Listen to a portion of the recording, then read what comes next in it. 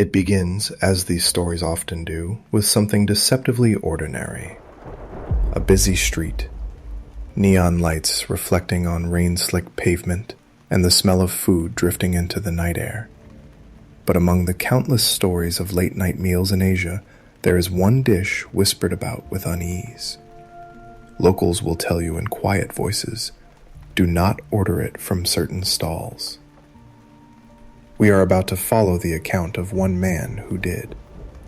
That night, the streets were alive with the sounds of vendors calling out, pots clattering, and the faint sizzle of oil. The air was thick with the scent of grilled skewers, fried noodles, and broth simmering in large steel pots. It all seemed safe, familiar, until you notice the small things most people ignore. The stall with no signboard, the cook who never looks up to meet your eyes, the pot that always seems to be boiling, yet no one sees fresh ingredients going in. Let's call him Mr. L. He was not the first, nor would he be the last, to stop at this particular stall. A man in his late 20s, an office worker who kept long hours, he often passed through these streets on his way home. For him, street food was a comfort, warm, cheap, and always waiting after a long day. But this time was different. He would later recall that the moment he stepped closer, the smell changed. Amid the usual fragrance of herbs and soy, there was another note, metallic, sharp, almost like rust carried on the steam. He hesitated. A passing thought told him to keep walking. Yet hunger and the reassurance of seeing others casually eating made him sit down. And so, without knowing it, he crossed a line that many locals believe should never be crossed. Because sometimes, in the most ordinary of meals, lies an invitation that cannot be taken back. To understand what happened, we need to step back for a moment. Because the strange events that followed were not the kind that burst into someone's life all at once. They began quietly, in the routines of an ordinary man. Let's call him Mr. L. 29 years old, unmarried, working long hours at a mid-level office job. His days often ended late, and by the time he left the fluorescent-lit corridors of his workplace, most restaurants had already closed. Like so many in the city, he relied on the comfort and convenience of street food. He lived with his elderly mother in a modest apartment not far from the market district. A dutiful son, he often brought home small treats for her, a skewer of grilled chicken, a warm bun, or sweet tofu pudding. His life, though unremarkable, had a rhythm that was safe, predictable. That night was no different at first. The weather was humid, the narrow streets buzzing with mopeds and the chatter of late-night workers. The glow of neon signs reflected off puddles from an earlier rain, casting everything in shades of red and green. Mr. L walked slowly, briefcase in hand, considering what to eat. He usually chose the same vendors, people he trusted, faces he recognized. But hunger makes people careless, and routine breeds a certain kind of blind confidence.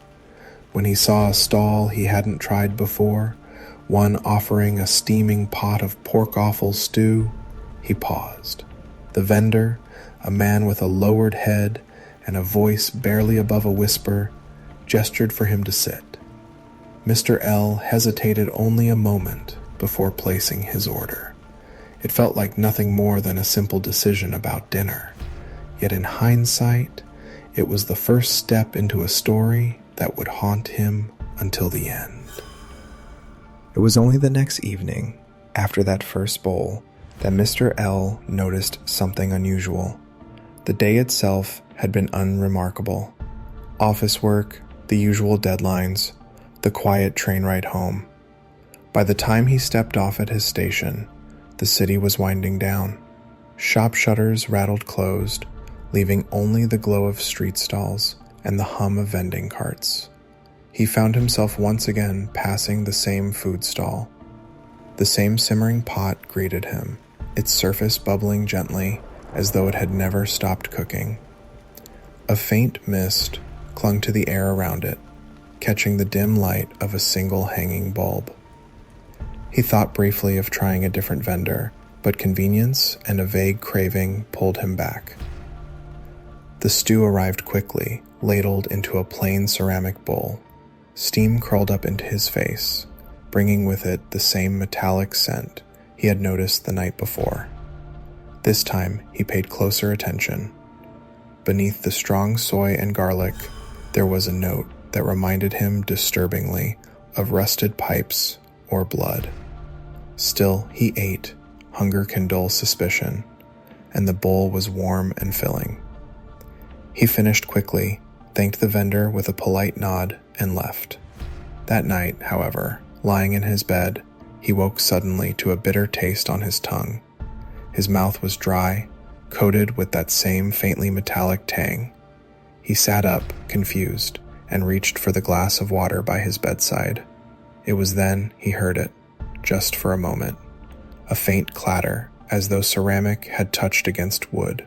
Startled, he glanced toward his desk, but the surface was empty.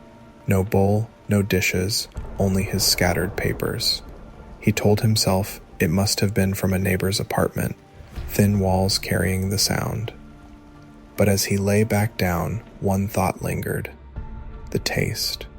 That strange taste that had followed him home. The following evening unfolded much like the last. Work dragged late, the air outside heavy with humidity, and Mr. L once again found himself weaving through the market district on his way home. He hadn't planned to return to that same stall. In fact, the memory of that metallic taste had made him think twice about it. But when he reached the corner, the familiar clatter of ladles and the rising steam seemed to draw him in. It was crowded that night, with workers hunched over plastic stools, the sound of slurping noodles and clicking chopsticks filling the alleyway. The vendor never spoke much, only a brief nod, the silent ladle into the pot, and then the bowl was set down. Mr. L stared at it longer this time, noticing how the broth seemed almost too dark, how the surface shimmered oddly under the weak bulb overhead. Still he ate. And again the taste lingered, stronger now, sharper. He swallowed quickly, convincing himself it was only over-seasoned. That night he went to bed uneasy. The city outside had quieted, the distant rumble of mopeds giving way to silence broken only by the occasional barking dog. He drifted into sleep until a sudden chill woke him. The air in his room felt different, colder than it should have been for summer. As his eyes adjusted, he noticed it, a shape low and crouched at the far side of his bed. It didn't move, didn't breathe, just a shadow darker than the rest of the room. His heart hammered. He blinked once, twice. When his eyes opened again, the corner was empty. Only the faint outline of his desk remained, papers still stacked neatly. Mr. L told himself it had been a trick of the dark, the imagination of a tired mind. He lay back down, pulling the blanket over his chest. But he could not ignore one detail. The smell, the same metallic tang, lingered faintly in the air, as though the stew itself had followed him home. The third night was when Mr. L began to understand that something was truly wrong. Work had ended later than usual, and by the time he reached the market street, half the stalls were already closing. Yet one remained, the same stall, its single bulb flickering above the pot, steam curling upward into the night. The vendor was waiting, silent as always, as though he had been expecting him. Mr. L sat down reluctantly, his stomach unsettled, but routine carried him through. He told himself this would be the last time. The ladle dipped into the pot, and once more the dark stew filled his bowl. This time he struggled to finish. The taste was overwhelming now, metallic and thick, coating his tongue. The broth clung to his throat as he swallowed, and for the first time he left half the bowl unfinished. The vendor only stared, saying nothing, as Mr. L pushed the bowl back and hurried away. That night, his sleep was restless.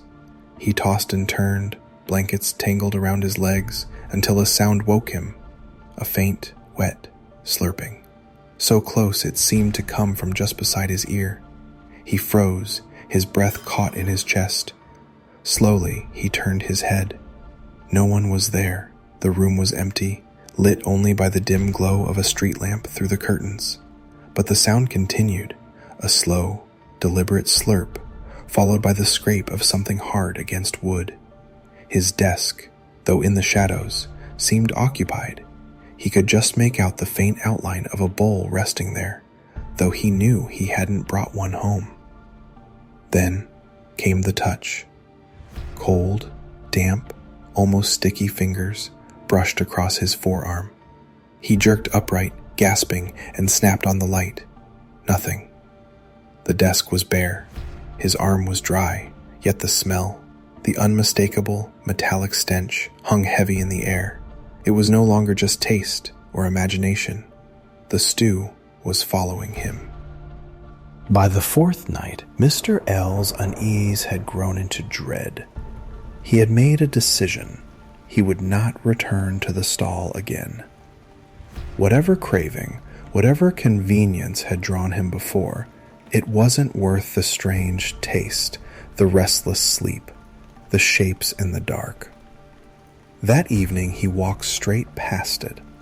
The bulb still flickered, the pot still bubbled, and the vendor still stood silently by the steaming broth, but this time Mr. L kept his eyes ahead and hurried home.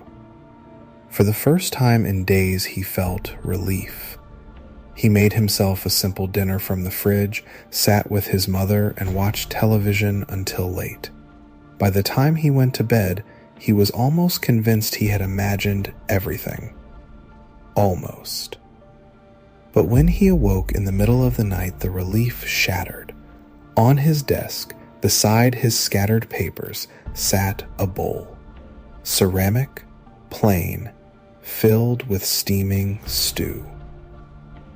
The broth rippled faintly, as though stirred by an unseen hand. He sat frozen, staring.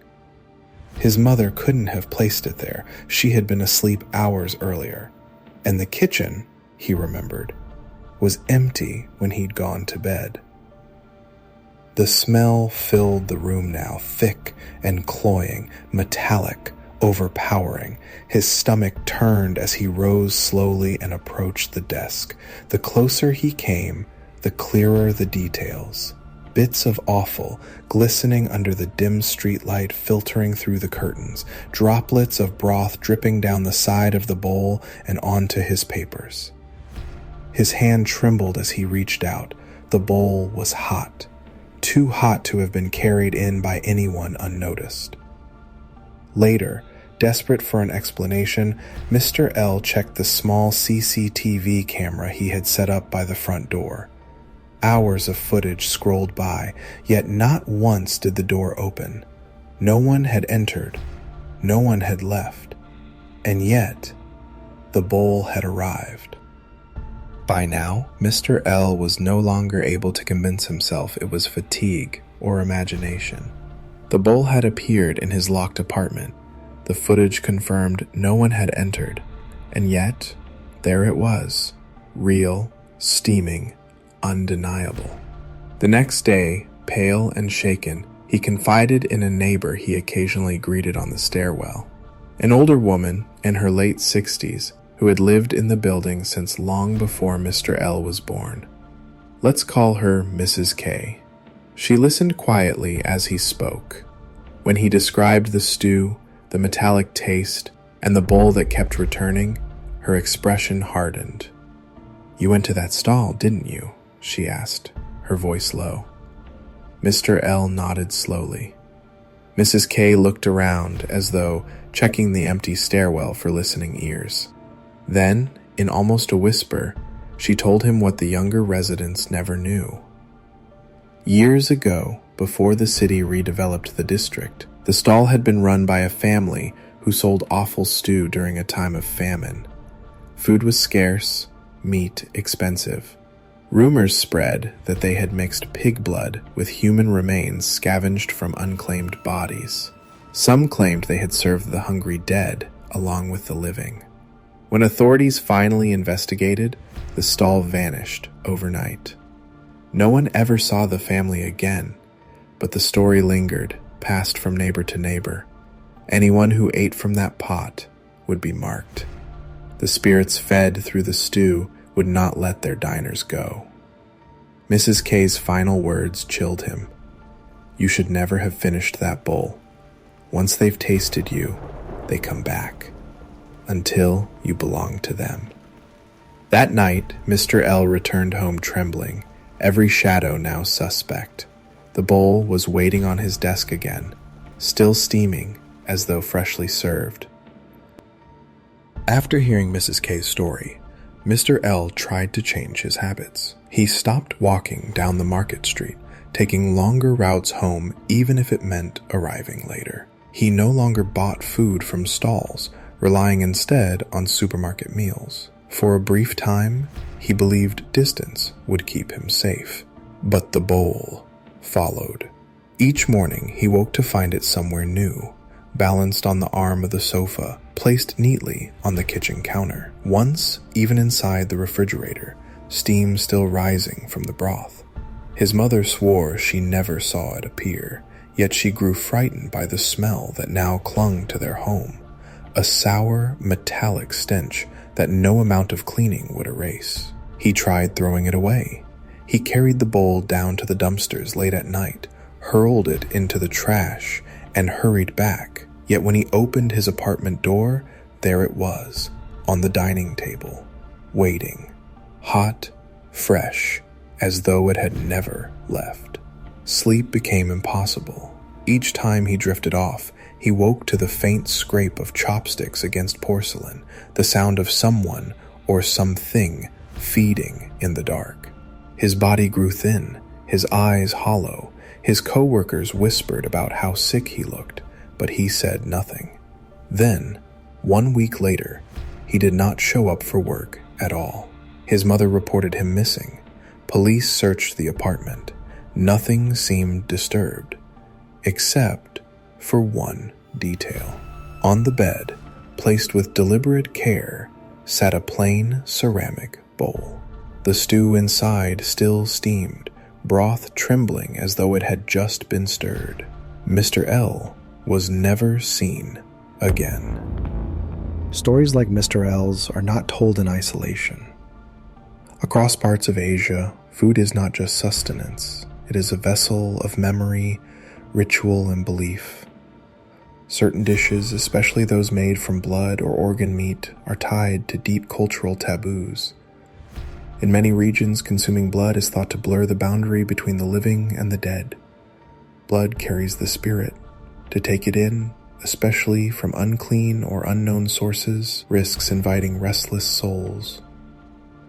That is why elders sometimes warn against eating blood-based dishes from unfamiliar stalls. It is not the food itself, but the unseen company it might carry. The tale of a stall that mixes the remains of the dead with stew is not unique. Versions of it surfaced during times of famine or hardship, when survival blurred moral lines and food became both salvation and curse. People whispered that those who unknowingly consumed the stew were marked, followed by the spirits who had been fed through it. Rationally, one might explain this story in simpler terms. Poor hygiene, tainted meat, or contaminated broth can cause hallucinations, fevers, and strange dreams.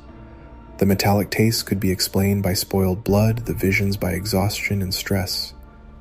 In cramped apartments with thin walls, a clatter at night might be nothing more than a neighbor dropping dishes. Yet the persistence of these stories shows that belief holds its own weight.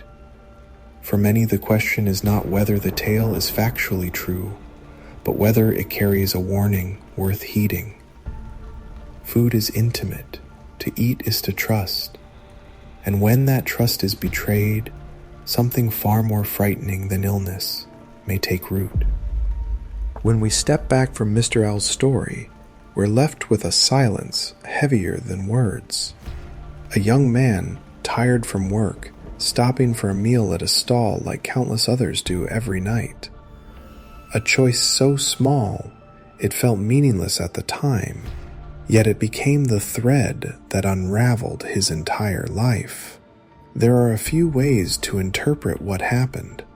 One possibility is cultural, rooted in generations of cautionary tales. Eating certain foods from unknown vendors, especially dishes made with blood or organ meat, has long been considered dangerous spiritually and physically. Perhaps Mr. L was not only unlucky, but also vulnerable to something old, something still lingering at that stall, waiting for someone to sit down. Another possibility is rational. Maybe the stew was spoiled, laced with bacteria that caused hallucinations and paranoia. Stress and sleeplessness could explain the shadow by the bed, the clattering sounds, even the sense of being touched. In this light, his disappearance might have been a tragic accident, an escape, or even something unrelated that the story folded into the legend. And then, of course, there is the darker interpretation, that the bowl itself was never food at all, but a doorway, that once eaten the bond was sealed, and the spirits who had once been fed through the dish came back to collect their share. Whatever the truth, the ending is the same. Mr. L was never seen again. Only the bowl remained. So the next time you find yourself at a quiet street food stall, staring at a dish you're not sure about, remember this story. Sometimes the price of a meal is far more than money. What do you think happened? Let us know in the comments below, and don't forget to subscribe for more true ghost stories from across Asia.